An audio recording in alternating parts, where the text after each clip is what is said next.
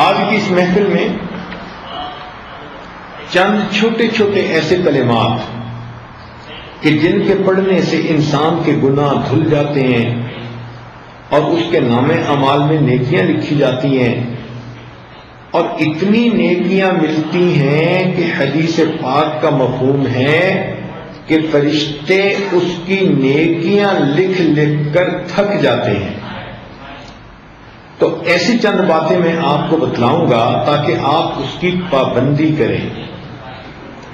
پھر توجہ فرمائیں کہ یہ چھوٹی چھوٹی باتیں ہوں گی لیکن اتنی قیمتی، اللہ تعالیٰ کے ہاں اتنا ان کا مقام ہے کہ ان کلمات کو کہنے والا بندہ اپنے گناہوں کو دھلوا لیتا ہے اور اتنا اجر ملتا ہے کہ حدیث پاک میں فرمایا گیا کہ فرشتے اس بندے کی نیکیاں لکھ لکھ کر تھک جاتے ہیں۔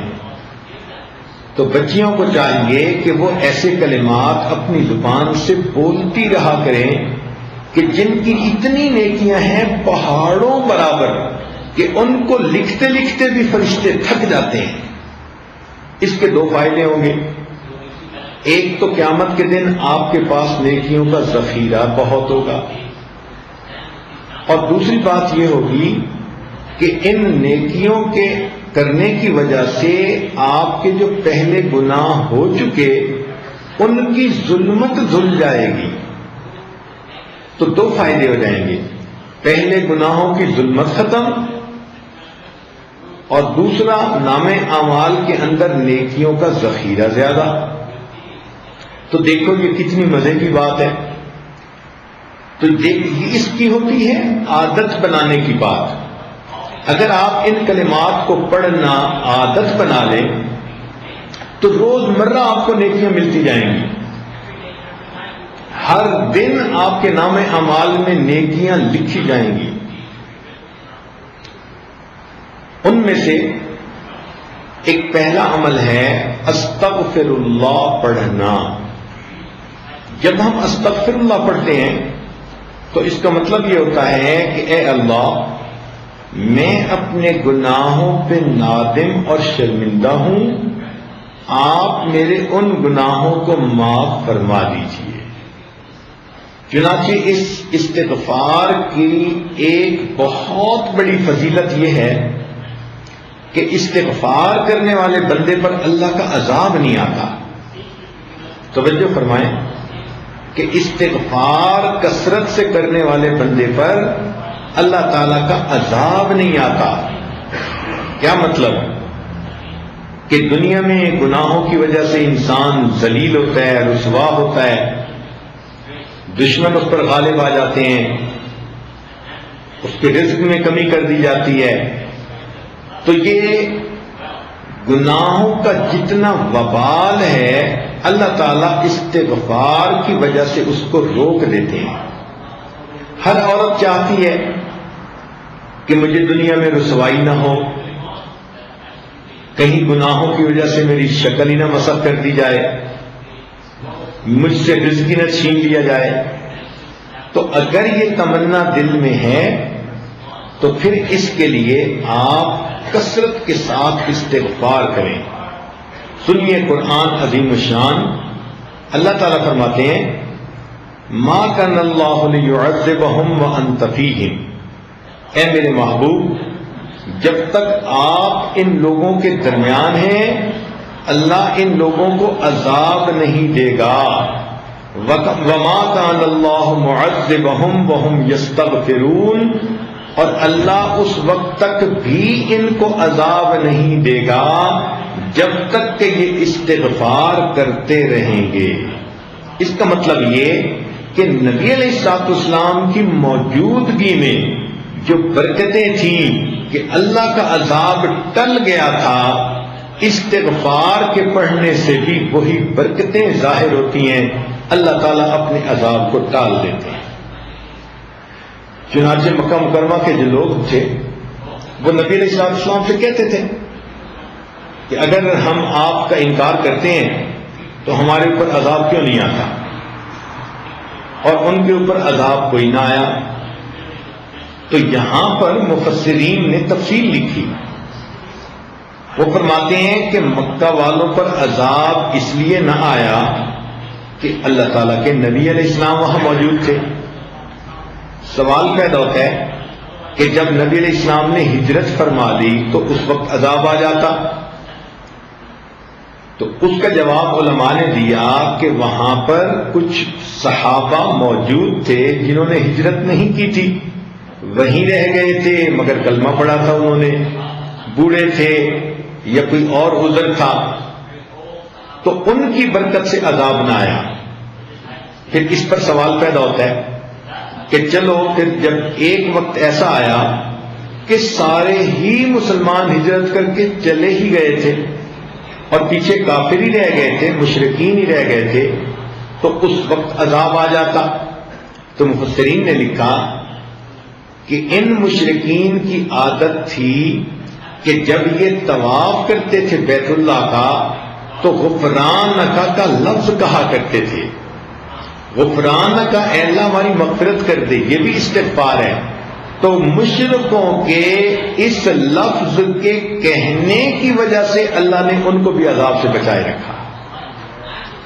تو اگر مشرک یہ لفظ کہہ دے اللہ اس کو عذاب سے بچا دیتے ہیں، تو اگر مومن کہے گا تو پھر اللہ تعالیٰ کتنے مہربان ہوں گے. لہذا آپ استغفار کی کثرت کریں. دن میں 100 مرتبہ صبح اور شام تو کم سے کم درجہ ہے. زیادہ پڑھنا چاہیں تو زیادہ بھی پڑھ سکتی ہیں. کام کاج کے دوران بھی استغفر اللہ استغفر اللہ استغفر اللہ اپنی زبان پہ رکھ سکتی ہیں. جتنا استغفار زیادہ کریں گی 2 فائدے ہوں گے. ایک تو گناہ دھل جائیں گے، اور دوسرا اس کی وجہ سے اللہ تعالیٰ کا غضب ہٹ جائے گا، اللہ کا عذاب ٹل جائے گا.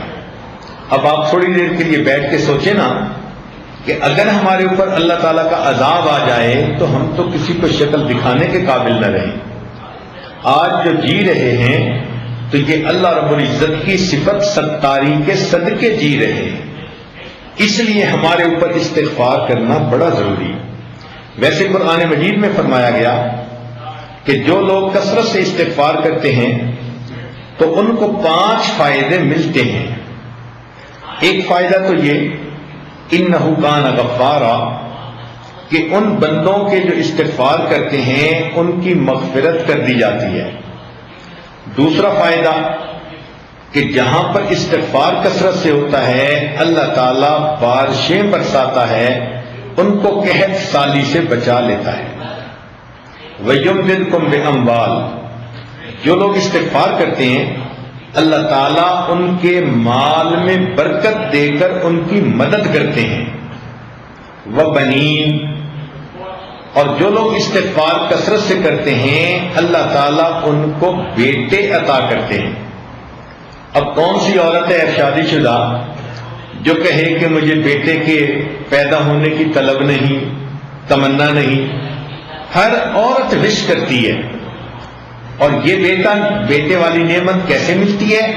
قرآن پاک کی آیت کا مفہوم کہ استغفار زیادہ کریں گی تو اللہ رب العزت بیٹے کے ساتھ بندے کی مدد فرمائیں گے. جنات، اللہ تعالیٰ باغ عطا فرمائیں گے. وَيَجْعَلْ لَكُمْ أَنْهَارًا، اور اللہ تعالیٰ زمین سے پانی کے چشمے جاری فرمائیں گے.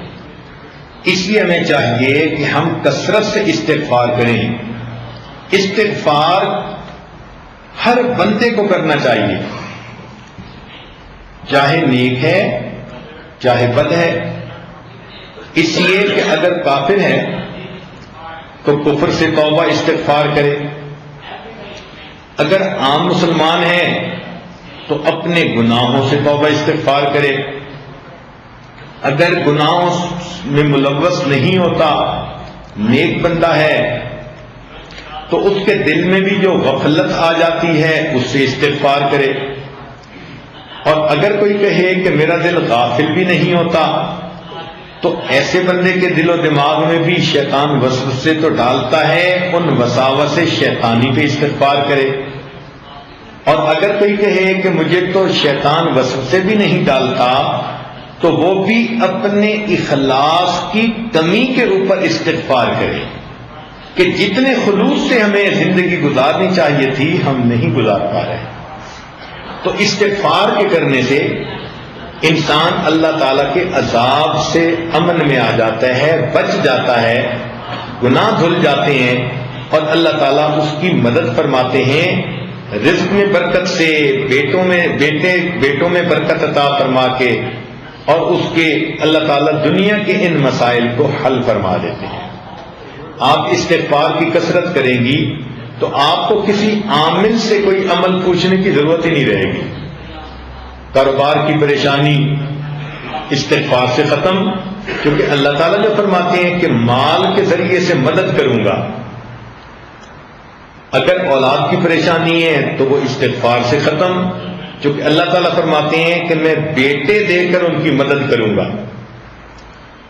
اگر کسی کا کام نہیں چلتا تو جیسے اللہ فرماتے ہیں کہ میں باغوں سے پھل عطا کروں گا، اللہ تعالیٰ ان کو دکان سے بھی پھل عطا فرمائیں گے، کاروبار اچھا چلے گا۔ تو ایک استغفار کی کثرت سے ہماری زندگی کے کتنے مسئلے حل ہو جاتے ہیں۔ دوسرا کام یہ کہ انسان کی زندگی میں کبھی خوشی ہوتی ہے، کبھی غمی ہوتی ہے، کبھی کام مرضی کے مطابق ہوتے ہیں اور کبھی کام مرضی کے خلاف ہوتے ہیں۔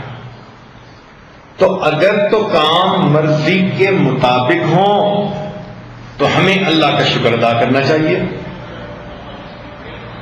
اور اللہ تعالیٰ کا شکر ادا کرنے کا آسان طریقہ یہ ہے کہ زبان سے الحمدللہ کہیں۔ ہمیں چاہیے کہ ہر نعمت پر ہم اللہ کا شکر ادا کریں۔ اس شکر ادا کرنے کی فضیلت یہ ہے کہ آئی ہوئی نعمت انسان سے واپس نہیں لی جاتی۔ لئن شکرتم لازیدنکم، اللہ تعالیٰ فرماتے ہیں کہ اگر تم شکر ادا کرو گے ہم اپنی نعمتیں اور زیادہ عطا فرمائیں گے۔ اب مثال کے طور پر کتنے کام ہماری مرضی کے مطابق ہوتے ہیں، تو جب بھی کوئی کام مرضی کے مطابق ہو تو چپ کے اپنے دل میں اللہ کا شکر ادا کر لو، اپنی زبان سے الحمدللہ پڑھ لو۔ جب آپ نے کسی کام پہ الحمدللہ پڑھ لیا تو گویا آپ نے اللہ تعالیٰ کا شکر ادا کر دیا۔ مثال کے طور پر اللہ تعالیٰ نے ہمیں ایمان عطا فرمایا، اس کا خیال آئے تو کہو الحمدللہ۔ اللہ تعالیٰ نے آپ کو صحت عطا فرمائی، بیماری کوئی نہیں، خیال سوچ میں آئے تو کہو الحمدللہ۔ اللہ تعالیٰ نے آپ کو عزت کی زندگی دی تو یہ خیال آئے تو کہو الحمدللہ۔ اللہ تعالیٰ نے آپ کو عزت کی روزی گھر بیٹھ کر عطا فرمائی، یہ خیال آئے تو کہو الحمدللہ۔ اللہ تعالیٰ نے آپ کو اولاد عطا فرمائی، بیٹے بھی دیے، بیٹیاں بھی دیں، جب ان پہ نظر پڑے تو کہو الحمدللہ۔ اللہ رب العزت نے آپ کو اپنا گھر دیا، سر چھپانے کا در دیا، جب اس کو دیکھیں تو کہو الحمدللہ۔ اگر کوئی آپ کی تعریف کرے، کوئی عورت آپ کو کہتی ہے آپ نے بڑا اچھا کیا، میں بہت خوش ہوں، تو اس تعریف پر کہو الحمدللہ۔ اگر آپ کے بچے بخیریت سکول سے واپس آ گئے، ان کو دیکھتے کہو الحمدللہ۔ اگر آپ کے بچے شوق ذوق کے ساتھ پڑھتے ہیں تو کہو الحمدللہ۔ اگر وقت پہ آپ نے کپڑے دھو لیے، تیار ہو گئے، کہو الحمدللہ۔ اگر آپ نے کھانا وقت پہ پکا لیا، کہو الحمدللہ۔ اگر آپ کے گھر مہمان آئے اور وہ خوش واپس گئے، کہو الحمدللہ۔ اگر آپ کو وقت پہ نماز پڑھنے کی توفیق مل گئی، کہیں الحمدللہ۔ آپ نے وقت پہ تلاوت پابندی کے ساتھ کر لی، اذکار مراقبہ پابندی کے ساتھ کر لیا، کہیں الحمدللہ۔ اگر آپ ایک دن بے پردگی سے بچ گئیں پردے کا آپ نے خیال لحاظ رکھا تو کہو الحمدللہ، اگر آپ نے کسی دل میں کسی کا دل نہیں دکھایا تو کہو الحمدللہ۔ معلوم ہوا کہ جب بھی کوئی کام آپ کی مرضی ایکسپیکٹیشن کے مطابق ہوتا ہے، اس کام پر اگر آپ الحمدللہ کہہ لیں گی تو اللہ تعالیٰ کی شکر گزار بندیوں میں شامل ہو جائیں گے۔ جب آپ کا دل خوش ہو کسی بات پہ، سکون ہو، تو کہو الحمدللہ۔ آپ کا خامد گھر آیا اور مسکراتے چہرے کے ساتھ آیا، آپ کو دیکھ کے مسکرایا، کہو الحمدللہ۔ ناشتہ آپ نے ٹھیک وقت پہ خامد کو کروا دیا، کہو الحمدللہ۔ بچوں کو خوش کھیلتا دیکھا، کہو الحمدللہ۔ آپ کو کسی دن ساس نے تنگ نہیں کیا، کہو الحمدللہ۔ نند نے کسی دن آپ کو تانا نہیں دیا، کہو الحمدللہ۔ اگر آپ کی کوئی دعا قبول ہو گئی، کہو الحمدللہ۔ آپ سوئیں اور آپ کو پرسکون نیند آئی تو جاگنے پہ کہیں الحمدللہ۔ بھوک لگی تھی، آپ نے کھانا کھا لیا، پیٹ بھر کے کہو الحمدللہ۔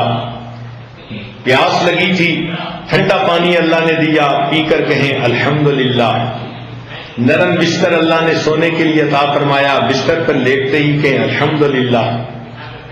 تو اگر آپ غور کریں تو مجھے تو لگتا ہے کہ ہمیں ہر وقت ہی الحمدللہ کہنا چاہیے، حالانکہ ہماری عورتیں دن میں ایک دفعہ بھی نہیں کہتی ہوں گی الا ماشاء اللہ۔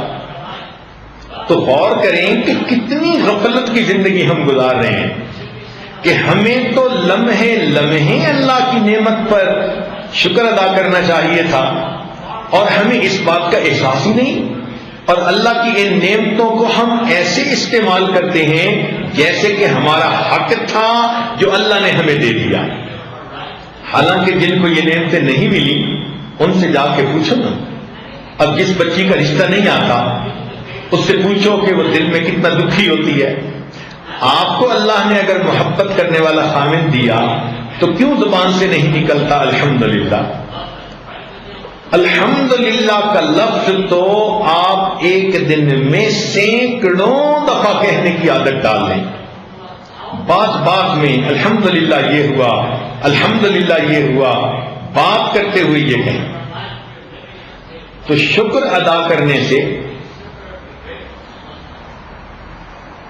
انسان کو ایک تو نعمتوں میں اضافہ نصیب ہو جاتا ہے، اور ایک دوسرا فائدہ یہ کہ شکر ادا کرنے سے اللہ کا عذاب ٹل جاتا ہے۔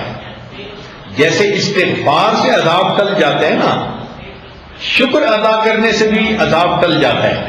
سنیے قرآن عظیم الشان، اللہ تعالیٰ ارشاد فرماتے ہیں ما یفعل اللہ بعذابکم ان شکرتم وآمنتم۔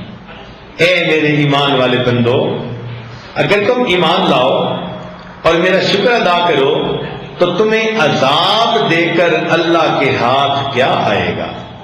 اللہ تعالیٰ تمہیں کیوں عذاب دے گا اگر تم ایمان لا کر اس کا شکر ادا کرو؟ تو معلوم ہوا کہ استغفار سے بھی عذاب ٹل جاتا ہے، اور شکر ادا کرنے سے بھی اللہ کا عذاب ٹل جاتا ہے۔ تو دیکھو یہ کتنے چھوٹی چھوٹی باتیں ہیں اور کتنا ان کا فائدہ ہے۔ اللہ اکبر کبیرہ۔ آپ یوں سمجھیے کہ میں آپ کو آج کچھ ہیرے اور موتی تحفے میں دے رہا ہوں۔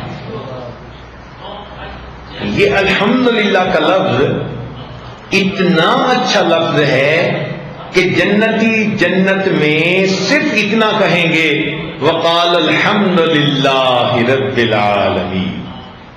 جنتی بھی جنت میں ہر وقت اللہ کی جو ہے تعریف کریں گے، الحمد کہا کریں گے۔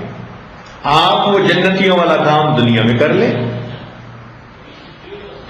تو اللہ تعالیٰ کی نعمتوں کا شکر ادا کرنا اور الحمد کا لفظ کثرت سے استعمال کرنا اپنی گفتگو میں، اور ہر وقت جس نعمت کو بھی دیکھو، ہر وقت بس جو بھی چیز آپ کی مرضی کے مطابق ہو رہی ہے بس اس پر الحمدللہ کہہ دو۔ موٹا سا اصول یہ ہے۔